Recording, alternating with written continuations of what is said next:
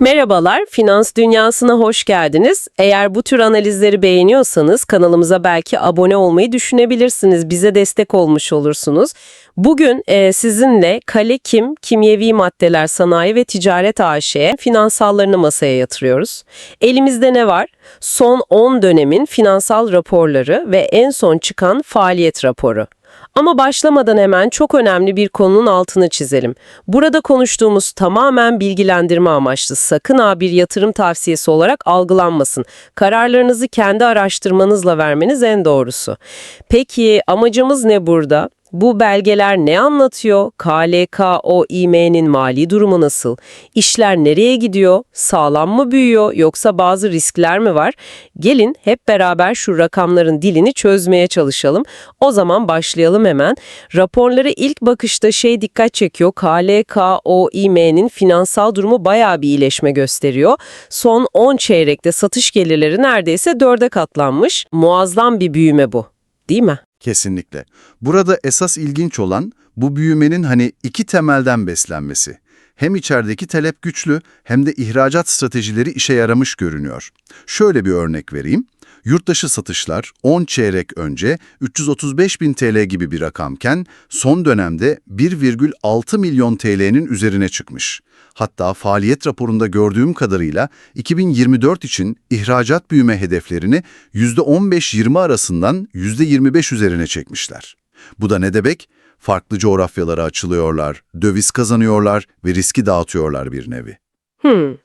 En taze rakamlara yani 2025 ilk yarısına bakınca da bu hızın devam ettiğini anlıyoruz. Satışlar 4,3 milyar TL olmuş, net kârda 500 milyon TL'ye dayanmış. Faaliyet raporundaki genel müdür mesajı da zaten bu performansı doğruluyor gibiydi. Gelelim karlılığa.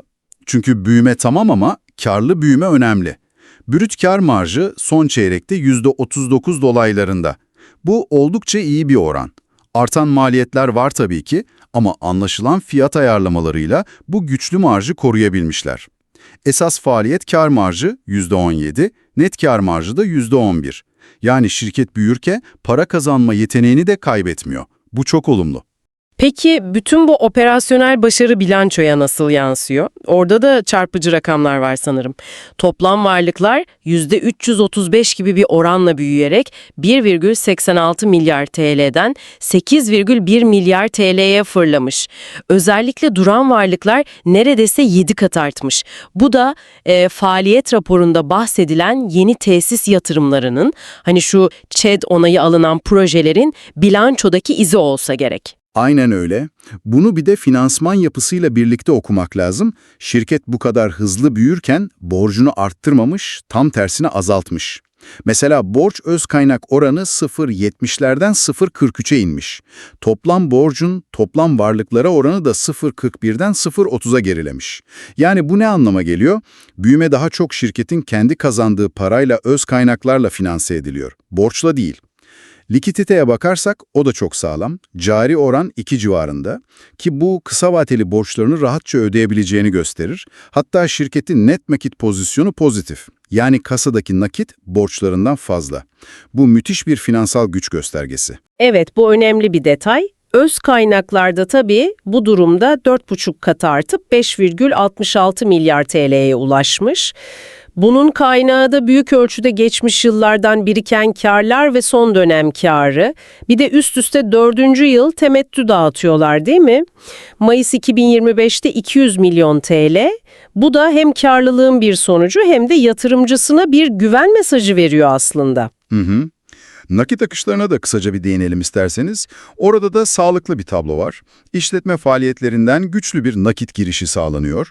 Bu gelen nakitte büyük ölçüde nereye gidiyor? Yatırımlara, duran varlık alımlarına, eğer arada finansman ihtiyacı olursa kullanılıyor ama nakit fazlası olduğunda ya borç ödeniyor ya da temettü olarak dağıtılıyor. Tam bir kendi kendini besleyen büyüme döngüsü diyebiliriz. Çok net anlattınız. Peki Tüm bu finansal tabloya baktığınızda sizin dikkatinize en çok ne çekti? Belki bizim gözden kaçırdığımız bir detay vardır. Yorumlarda düşüncelerinizi paylaşırsanız seviniriz. Belki ileride hani sizlerden de istek gelirse başka şirketlerin bilançolarını da böyle birlikte inceleriz. Ne dersiniz? İlginiz çeker mi? Son bir nokta belki akılda kalması gereken, bu güçlü finansallar, yurt içi ve yurt dışı yatırımlar tamam ama geleceğe bakarken bu rakamların ötesinde şirketin performansını hangi dış faktörler daha çok etkileyebilir? Mesela global inşaat sektöründeki gelişmeler ya da işte Irak, Fas gibi pazarlardaki bölgesel istikrar. Bunlar da önemli olacak gibi duruyor. Üzerine düşünmek lazım. Özetle elimizdeki verilere baktığımızda KLK'in finansal disiplini elden bırakmadan oldukça etkileyici ve iyi yönetilmiş bir büyüme hikayesi yazıyor gibi görünüyor. Kalekim'in finansal röntgenini çektiğimiz bu incelemede bizimle birlikte olduğunuz için çok teşekkür ederiz. Finansal kararlarınızda başarılar, umarız her şey yolunda gider, bol kazançlı günler dileriz.